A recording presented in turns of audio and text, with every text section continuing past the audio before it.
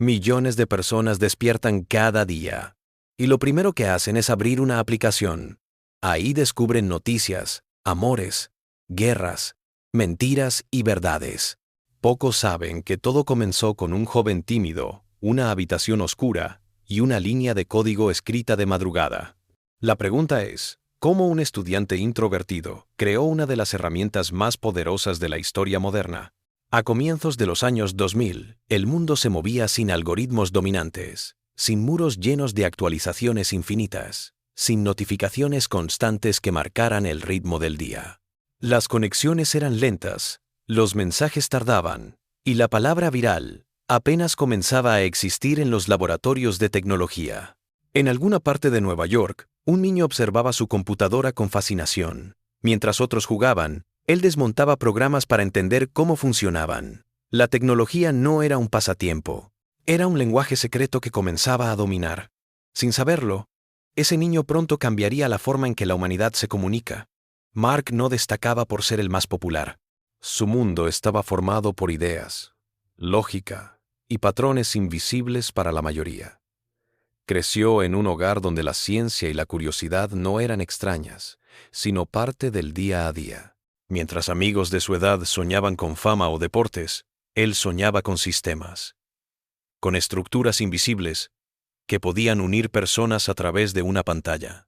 Su mente no veía límites, solo problemas esperando ser resueltos. A principios de la década del 2000, Mark llega a la Universidad de Harvard, uno de los centros académicos más importantes del mundo. Las paredes antiguas y prestigiosas no sabían que estaban a punto de ser testigos de uno de los giros más importantes en la historia digital. Mientras miles de estudiantes repetían rutinas, él observaba los patrones sociales. ¿Quién hablaba con quién? ¿Quién destacaba? ¿Quién era ignorado? No veía personas, veía datos. Y donde otros veían un campus, él veía una red esperando ser conectada. En medio de una noche silenciosa, rodeado de latas vacías y líneas infinitas de código, Mark crea una página simple pero peligrosa. Toma fotografías de estudiantes y crea un sistema para compararlos. Lo llama FaceMash. En cuestión de horas, el sitio explota. Tráfico desmedido, nombres circulando, reputaciones arriesgadas. La universidad detiene el proyecto de inmediato. La polémica es brutal. Pero en medio del castigo hay una revelación. La gente desea conectarse, opinar, mirar, comparar. Ese fue el verdadero descubrimiento. Expulsión evitada, reputación en peligro, pero mente más clara que nunca. Mark no vio un fracaso, vio un prototipo, una versión imperfecta de algo gigantesco. Entonces llega la verdadera idea, una plataforma exclusiva donde estudiantes puedan conectarse, compartir y construir su identidad dentro de un espacio digital controlado. No lo sabe aún, pero el mundo entero terminará viviendo dentro de esa idea. Y el primer paso está a punto de darse. En una habitación universitaria, lejos del ruido del mundo, nace una red que pronto dejará de ser exclusiva, luego de ser universitaria, y finalmente, humana. Pero una pregunta queda en el aire. ¿Quién más vio esta idea? ¿Y hasta dónde estaban dispuestos a llegar para reclamarla como suya? En el próximo episodio, traiciones, demandas y el nacimiento oficial de Facebook. En menos de 2 años, un proyecto creado en un dormitorio universitario dejaba de ser un simple sitio estudiantil para transformarse en una amenaza directa para los gigantes tecnológicos del momento. Pero, mientras la plataforma crecía a una velocidad imparable, también crecía una peligrosa pregunta en el aire. ¿A quién pertenecía realmente la idea que estaba cambiando el mundo? En un pequeño dormitorio de la Universidad de Harvard, las paredes estaban cubiertas de pósters gastados, cables desordenados y un viejo escritorio de madera cargado de libros, latas de refresco y un portátil que nunca descansaba. Allí, en el año 2004, Mark Zuckerberg pasaba noches enteras escribiendo líneas de código que, sin saberlo aún, estaban dando forma a uno de los imperios más grandes de la historia digital. La atmósfera estaba cargada de silencio, roto únicamente por el tecleo constante y el leve zumbido del ventilador del ordenador. Mientras el resto del campus dormía, algo nuevo estaba tomando vida. Una plataforma destinada a conectar personas como nunca antes había ocurrido. En aquel cuarto, el tiempo dejó de ser relevante. Los días se confundían con las noches, y la obsesión por perfeccionar el sistema se convirtió en su única realidad. El primer nombre del proyecto fue The Facebook, una red interna destinada exclusivamente a estudiantes de Harvard. Solo se podía ingresar con un correo universitario. La exclusividad no fue una limitación, fue gasolina, y el fuego apenas comenzaba. En apenas 24 horas, cientos de estudiantes ya habían creado un perfil. Subían sus fotos, compartían sus gustos, conectaban con amigos y desconocidos. La plataforma se movía como un rumor imparable por los pasillos de Harvard. En menos de un mes, la mitad de la universidad estaba registrada. Pero Harvard no era suficiente.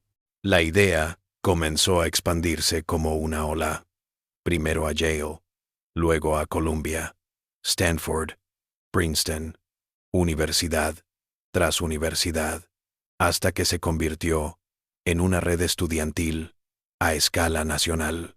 Cada nueva inscripción confirmaba lo evidente. Las personas deseaban ser vistas, reconocidas, conectadas. Lo que había nacido como un experimento universitario ahora exigía algo más grande. Servidores más potentes, más dinero, más visión. Y una nueva etapa estaba a punto de comenzar. Fue entonces cuando apareció una figura clave en la historia. Sean Parker, uno de los fundadores de Napster. Su experiencia, su capacidad para moverse en el mundo empresarial y su mirada ambiciosa vieron en Zuckerberg algo que incluso él aún no veía completamente. Parker entendió que Facebook debía abandonar el entorno universitario y convertirse en algo global, más grande, más peligroso, más poderoso. Fue él quien impulsó un cambio crucial: eliminar el "the" del nombre. A partir de ese momento, la plataforma sería conocida simplemente como Facebook. El precio del dominio fue de miles de dólares, una cifra arriesgada para un estudiante sin ingresos estables, pero que marcó la transición definitiva del proyecto universitario a un negocio real. La visión se estaba transformando. A medida que Facebook crecía, también apareció la sombra de un conflicto legal. Los hermanos Winklevoss acusaron a Zuckerberg de haber robado su idea, asegurando que debía desarrollar un proyecto para ellos llamado Harvard Connection y que en lugar de eso había creado su propia plataforma. La demanda se convirtió en una amenaza real. Millones de dólares estaban en juego. La reputación del joven fundador comenzaba a tambalearse. Mientras la plataforma conquistaba el mundo digital, su creador era perseguido por interrogatorios, abogados, documentos y acusaciones que podían acabar con todo. La pregunta ya no era solo si Facebook triunfaría, sino si lograría sobrevivir legalmente. En medio del caos legal y el crecimiento desenfrenado, llegó una noticia que lo cambiaría todo. Un gigante del Internet, Peter Thiel, cofundador de PayPal, decidió apostar por él. La cifra: $500,000 como inversión inicial. En ese momento, Facebook dejó de ser un simple proyecto y se convirtió en una empresa legítima, con un valor real en el mercado. La presión aumentó, pero también las posibilidades. Era el inicio de algo mucho más grande de lo que cualquier estudiante de Harvard habría podido imaginar. Cuando todo parecía ir viento en popa, una última grieta apareció en el camino. Las amistades comenzaron a romperse, el poder empezó a cambiar a las personas, y el joven genio, que una vez trabajaba solo en un dormitorio, ahora estaba rodeado de intereses, traiciones y decisiones que definirían el futuro de miles de millones de personas. Pero la verdadera pregunta aún no ha sido respondida. ¿El creador de Facebook controlaba el imperio? ¿O el imperio ya lo estaba consumiendo a él? El mundo ya no ve a un joven genio inquieto frente a una computadora. Ahora observa a un hombre sentado ante congresistas, luces blancas, cámaras apuntando, millones de ojos juzgando cada palabra. Han pasado más de 15 años desde el nacimiento de Facebook, y ahora la plataforma que prometía unir personas es acusada de dividir naciones. Año 2018. Nombre que sacude titulares: Cambridge Analytica. Datos, manipulación, elecciones, desconfianza. El sueño de conectar el mundo ahora tiene grietas visibles. Y todos hacen la misma pregunta en silencio. ¿El gigante creó un monstruo que ya no puede controlar? Si Facebook estaba fuera de control, ¿quién tenía realmente el control del mundo digital? Las acciones tiemblan, la reputación se agrieta, las portadas ya no hablan de innovación sino de peligro. Empleados dudan, usuarios desconfían, gobiernos investigan. El creador del imperio construyó muros invisibles, pero ahora está atrapado dentro de ellos. Durante años, Mark creyó que la neutralidad tecnológica lo absolvía de responsabilidad moral, pero la historia no perdona la indiferencia. Y el tiempo exige rendición de cuentas cuando los algoritmos empiezan a decidir lo que la humanidad cree. Año 2021. Un anuncio sacude al mundo tecnológico. Facebook deja de ser Facebook. Nace Meta. No es un simple cambio de nombre. Es un intento de renacer, de reescribir la historia. Mark ya no habla de redes sociales. Ahora habla de universos, de avatares, de personas que viven, trabajan y sueñan dentro de espacios digitales. El metaverso es la nueva promesa, pero algunos no ven evolución. Ven huida. Un escape hacia un mundo que aún no existe, para olvidar los errores del mundo real. ¿Es Meta una evolución necesaria o la huida más cara de la historia? Lejos de los escenarios y del ruido mediático, hay un hombre más silencioso, más reservado, padre, esposo, millonario, pero aún obsesionado con la idea de cambiar el mundo. Ya no es el estudiante arrogante, pero tampoco el héroe que muchos imaginaban.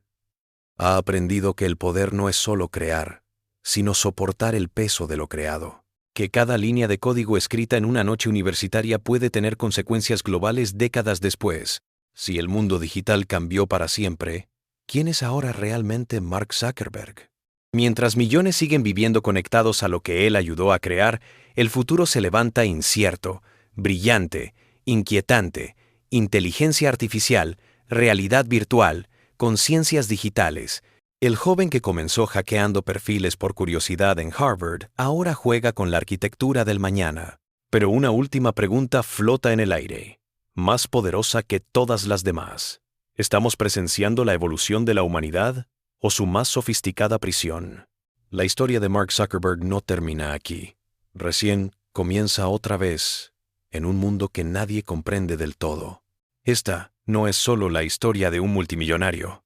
Es la historia de cómo una sola idea escrita en un dormitorio universitario cambió la forma en que la humanidad se comunica, ama, discute, vota, odia y sueña.